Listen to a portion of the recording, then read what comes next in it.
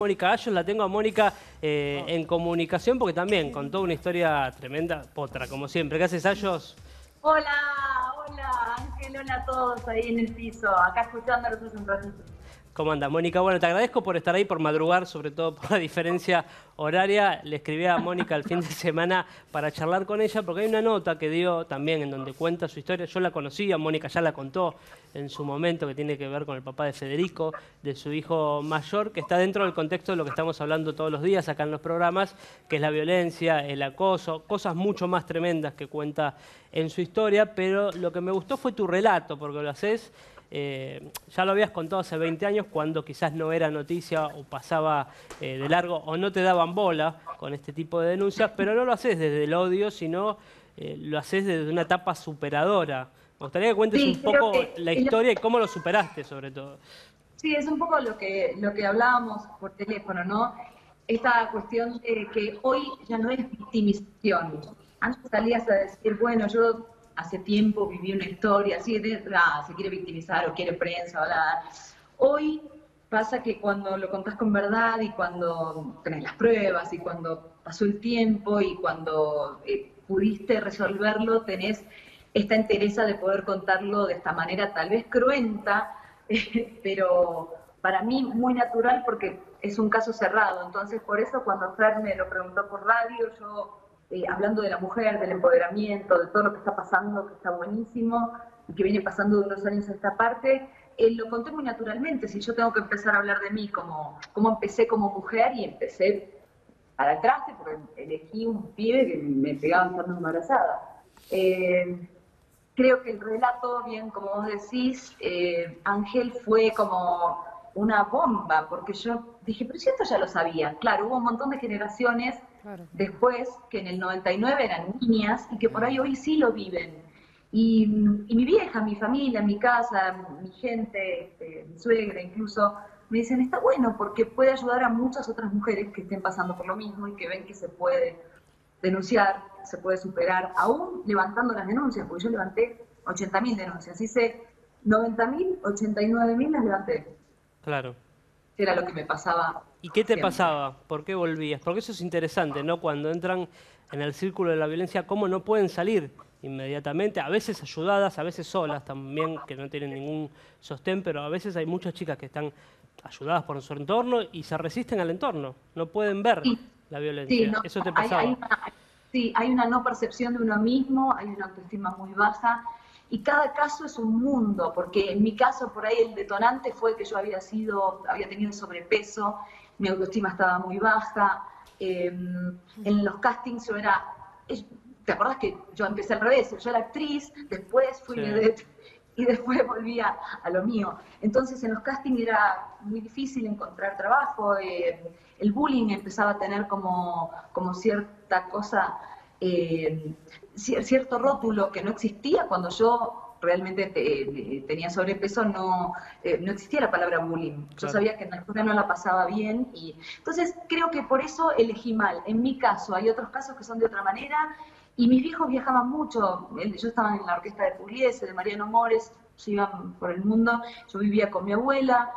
Cuando conocí a Mario, a mí me emanciparon mis viejos, lo conocí en Chile y me enamoré de su escenario, del talento que tenía él, de la luz que irradiaba cuando estaba arriba en el escenario.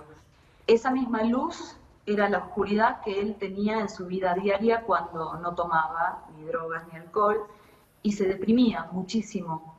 Y él quería ser mejor persona, él no quería golpearme, Eso pero me esta... interesó que contás Sí, en el relato, que era una buena persona que no podía llevarlo a cabo. no pudo, Empezaba a exacto, tomar pero también y se tampoco perdía. quiero fomentar esta cosa de justificar al golpeador, porque, a ver, No, lo que no, más pasó, vale. pasó, es lo que yo le explico a Fede siempre, a mi hijo le digo, mira, yo no te lo quiero ni demonizar ni santificar porque esté muerto, porque se suicidó y yo en el fondo sabía que si no estaba conmigo y no encontraba a alguien parecido que lo salvara todo el tiempo, iba a terminar mal. Claro. Él no quería estar en este plano, claramente. Ujú. Lo que a mí me pasó básicamente fue que yo sentía que mi familia mi abuela estaba en Italia, mis viejos estaban en Japón cuando yo quedé embarazada. Claro. Yo dije, bueno, este hijo lo voy a tener, es fruto de este amor. Cuando nos casamos, de verdad, soñamos con una familia y yo creía que él podía cambiar, que toda esa luz que él irradiaba desde su talento, desde su creatividad, era un genio. ¿Y cuál fue el clic, Mónica? ¿En qué momento pudiste salir o cortar con la relación? Bueno, tal vez para esta hora de la mañana sea un poco fuerte, pero yo recibí muchas golpizas durante el embarazo, ¿no? A tal punto que yo creí que podía llegar a perderlo. Yo no tenía cobertura médica y de hecho lo tuve en el Fernández, en La Guardia. Tuve 12 horas de trabajo de parto, fue un parto muy difícil, quedé internada mucho tiempo, salí sin fuerzas, tenía que darme inyecciones de hierro todos los días, Federico tomaba tetas, yo estaba chupadísima, era una cosa débil. Él prometió no tomar más, se empezó a encerrar en casa, entonces para no tomar y para no conseguir drogas y para no nada, él se encerraba en casa y vivíamos encerrados. Claro. Con la poca plata que él ganaba, porque trabajaba como mozo, entonces iba y volvía del trabajo. Y mi amiga Alejandra, que era mi mejor amiga, y fuimos amigas desde muy chiquitas, me traía fideos, me traía comida, me traía 50 pesos de ese momento, no me acuerdo cuánto sería hoy, en el 92 era eso. Y un día se quedó a dormir, Ale, porque yo le pedía que se quede conmigo. Y cuando charlábamos, ella me decía, ¿cómo están las cosas? Y yo no le podía contar. Y Mario estaba en la cama, atrás, y yo se lo escribía en mi agenda. Y le decía, ayer me pegó y me rompió la nariz y tal cosa. Y él, hablábamos como nos hacíamos las boludas, como no, ay, qué bueno, ¿y te compraste el jean? Sí, qué bueno, todo. Y ella me ponía, O sea, pero... se comunicaban con la agenda, es increíble. Con la agenda.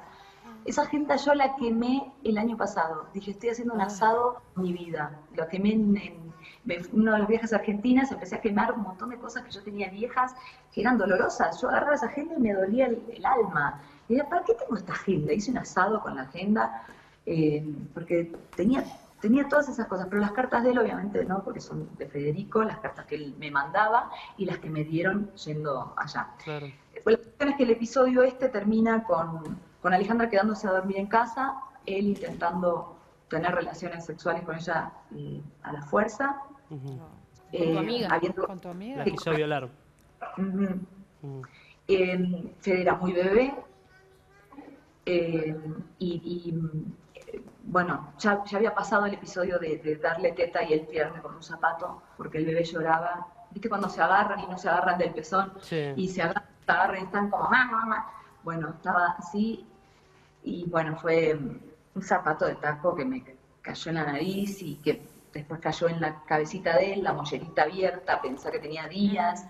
Ya venían pasando un montón de sucesos que él, en lugar de encerrarse, salía y cuando volvía yo ya sabía que había tomado, ya sabía que había conseguido cosas. Cuando mezclaba alcohol con cocaína era cuando más agresivo se ponía, y ese día con Alejandra, cuando yo escucho el no, no, no, no, me despierto, voy y lo agarro del cuello de atrás, me subo a caballito y le digo, no, a mi amiga no. Y yo sabía que sabía que se venía una hecatombe, medía 1,86 m y yo 1,63 m, ¿entendés? Había claramente más allá de que las mujeres somos fuertes y yo sabía que le podía romper un martillo en la cabeza, pero no, digo, no. Entonces él empezó a pegarme a mí y yo enseguida agarré el bebé. En cuanto pude zafarme le dije, llévatelo a Ale. Ale se fue en pantuflas, me acuerdo, en colectivo, dejó al bebé con su mamá, si no me equivoco, porque yo a la mamá de Alejandra, a toda la familia la conozco desde siempre, las hermanas y todos, y volvió con la policía. Claro. Y cuando volvió con la policía, él ya había amenazado con un cuchillo de carnicero a uno de los vecinos que había tocado en la puerta para ver qué pasaba con los gritos. Sí, para ayudar. Él se le puso el cuchillo acá, el vecino se fue corriendo, obviamente, y cuando llega la policía 3 minutos después, él me tenía amenazada con un cuchillo. Y lo que te hizo cortar entonces fue ver la violencia sobre tu amiga, ver la violencia en otro. La que ejercía con vos no la podías a mí a mí lo de la teta, lo de darle de tomar teta, Fede, que me haya tirado un zapato, ya era el acabose. Pero justo fue muy seguido esto. Y digo, de esto a que, gracias Cris, de esto, a que nos pegue a todos y que un día de verdad Sí, los mate. hemos muerto, yo lo termine matando y termine presa. Claro. Y mi hijo quede sin su mamá, ¿entendés? Porque encima está esa injusticia. Uno no mata solamente con el cuchillo, con la cuchillada. Él también me violó, yo habiendo parido hacía 2 días y tenía una cesárea tremenda y 2 días, digo, soy exagerada. Cuando terminé la internación, fui a mi casa el segundo día, el médico nos había dicho a los dos, cuidado porque el útero está muy mal. Yo tuve casi un parto natural, yo le vi la cabecita a Fede. Fede quedó encajado y me tuvieron que abrir para sacármelo por cesárea, tuve doble parto, fueron muchas horas. Y él no solamente me golpeó, sino que me violó y no se cuidó, y sabíamos que yo no podía quedar embarazada enseguida, sabíamos que el útero podía estallar, sabía que un raspaje era algo muy riesgoso también para el útero en ese momento, ¿no? Que yo no podía quedar embarazada, entonces había que hacer un raspaje sí o sí por protocolo, no porque Claro. no quise tenerlo. Bueno, la cuestión es que cuando me pega a mí, Alejandra le dice, la vas a matar. Y Alejandra siempre se acuerda de patadas en la cabeza. Y yo me acuerdo que fueron patadas en la cabeza porque él me agarró como si fuera una pelota de fútbol del pelo. Yo siempre tuve el pelo. Me pateaba la cabeza, la nuca, las orejas. Mónica, y a partir de ahí, llega la policía con tu amiga, y después, ¿cómo sigue la historia? Y yo le dije a la policía, no, acá no pasó nada. Claro. Acá no pasó nada. Y él me miraba y miraba la sábana. Abajo de la sábana estaba el cuchillo de carnicero, que Alejandra también sabía que estaba ahí. Y yo dije, bueno, acá tengo que hacer la actuación de mi vida y lo tengo que sacar de mi vida porque esto se termina, este pibe no va a cambiar más. Pero, a ver, ustedes desde ahí pueden decir, pero nena, obvio que no iba a cambiar. Pero estando en la maroma no te das cuenta. Claro, sí.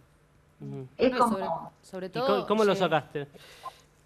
Bueno, fui a mi abuela, que fue uno de los amores de mi vida y fue quien me crió cuando mis papás estaban de gira, que se murió el año pasado, mi abuela Juana. Sí. Sí. Le dije, necesito que me des plata para comprar un pasaje de ida, y necesito que no me preguntes nada.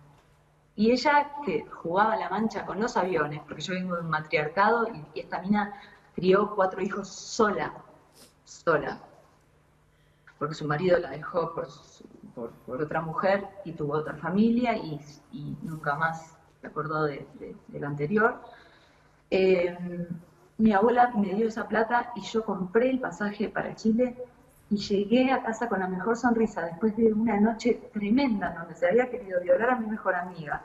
A Fede le había tirado un zapato en la cabeza la noche anterior, a mí me había golpeado hasta cansarse. Y le dije, me parece que estás un poquito estresado. Yo creo que deberías irte a saludar a tus papás a Chile, que deberías tomar aire porque yo sé que estoy muy nerviosa, como si yo fuera la que está mal. Claro. Y pasa que dije, esto es para vos. Hoy lo puedo contar así porque pasaron 25 años, pero en ese momento sentí que me graduaba como actriz, Claro. porque dije, ¿cómo no estoy llorando? ¿Cómo no estoy diciendo, escúchamela? Bueno, no se puede. ¿Y cómo lo hablaste con tu hijo, todo esto? Bueno, a todo esto, cuando él agarra el pasaje, vos te pensás que me dice, no, yo sé que esto es porque, wow, no, ya no puedo creerlo, huevona. Chile, ¿no? Me acordaba mucho de su forma de hablar.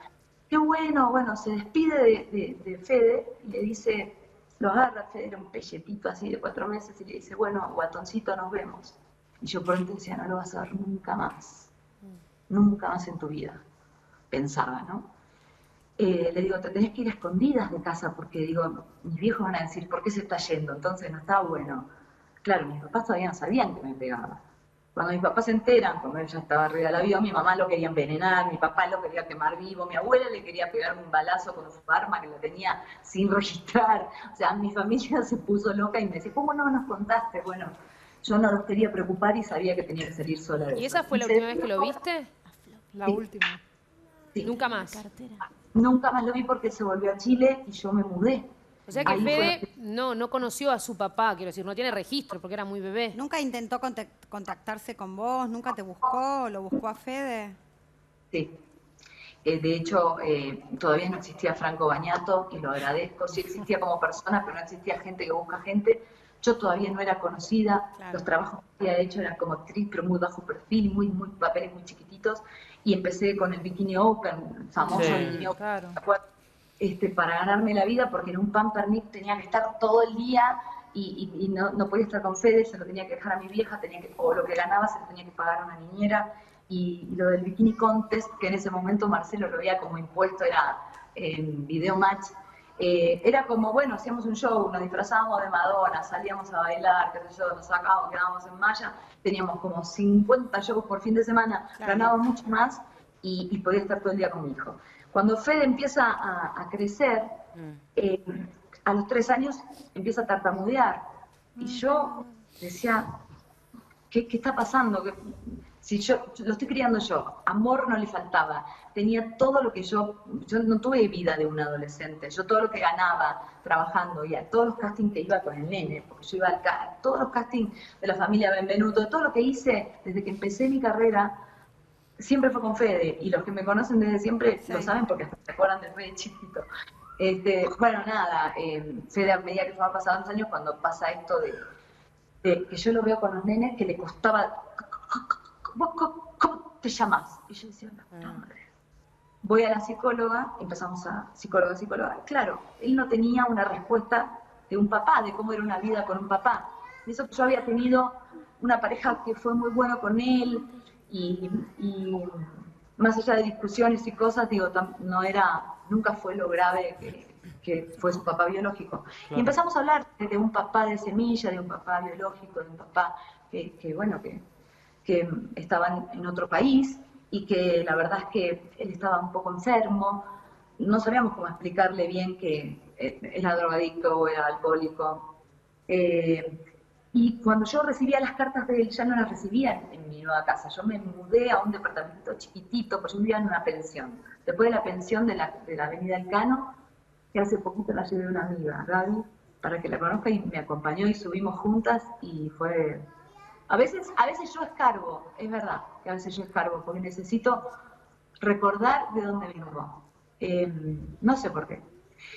Y bueno, cuando pasa esto de Fede que empieza a crecer, le empezamos a contar, y cuando me entero que Mario se suicidó, Federico tenía 4 años, fue en el 96, sí, 4 años, y fue de casualidad porque mi mamá y mi papá estaban trabajando en Nueva York haciendo shows de tango y se encuentran con su tío, que lo habían conocido también de casualidad porque las familias todavía no se conocían tanto.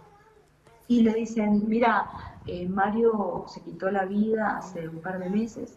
Mi mamá me llama por teléfono. A todo esto mi familia ya sabía todo lo que había pasado. Sabían que él no iba a volver, que él intentó buscarme ya, ni lo que vos me preguntabas era si me llamaba así, pero me llamaba al anterior departamento donde no... La dueña le decía, acá no vive más esa chica. Claro. Una chica de No 9 había años. internet, no había No, nada. claro, las redes sociales no existían. No existía nada. Nada. Piensen que es el año 92. Claro. Y yo tratando de darle a Fede lo mejor, empecé, alquilé un departamento, y alquilé un departamento a mi psicóloga en ese momento.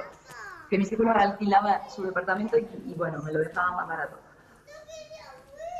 A partir de ahí empezamos a contarle a Fede lo de su papá, y cuando ya fue más grande y cuando fue Mario, lo primero que hice fue mirar a Fede a los ojos y decir, qué loco que la persona que puso la semilla, ¿qué pude haber hecho para salvarlo otra vez? Uno vuelve a esta cosa de, no se podía haberlo salvado, y si lo llamaba, y claro, si lo llamaba lo que me pasaba era esto, volvía a poner con la vida de mi hijo y la mía, volvé mi amor, o voy yo para allá, no te preocupes. Era el cuento de nunca acabar. Sí. Entonces empezamos a hablar con Fede y un día a mí se me escapó, él estaba en 2º grado. Me cuenta la maestra que Federico contaba, nosotros le dijimos que murió en un accidente, o sea que murió tal cual murió, pero que había sido accidental, que se le había dejado el gas prendido en la casa y que se quedó dormido. Y un día la maestra me llama y me dice, mira, hoy pedimos a todos los niños que cuenten cosas, qué cosas les pasaron en la vida, qué les parece que haya sido raro en este mes, o algo espectacular, o algo que, a ver, cada uno que cuente algo que tenga que contar. Y Fede dice, bueno, que mi papá prendió las hornallas, la prendió y se murió. ¿Viste esas cosas? Para parte Fede siempre fue insólito. Para expresarse era maravilloso, porque tengo anécdotas miles de esas. Y se quedan helados, obviamente, psicólogo de la escuela. Federico dejó de tartamudear al instante que empezó la psicóloga, al instante que empezamos a hablar de un papá que había puesto la semilla, un papá de semilla. Digo, esas cosas cuando los chicos tienen respuestas y palabras, pueden, y empezó a hablar perfecto, y era un momento en donde se había trulado y donde era, ¿por qué mi mamá me lleva sola a la escuela? Está sola para todo y todos tienen un papá. Que hoy no pasa eso, a ver, es muy normal que los padres se separen, no pasa nada. Hoy es más común. Claro, es más común. Y un día íbamos en el auto y digo, bueno, también Fede, no sé qué dije, el suicidio. Dice, pero si fue un accidente. Digo, Claro. bueno, Fede fue grande desde chiquito también. Entonces, Claro, y ahí lo tuviste que blanquear. Es verdad.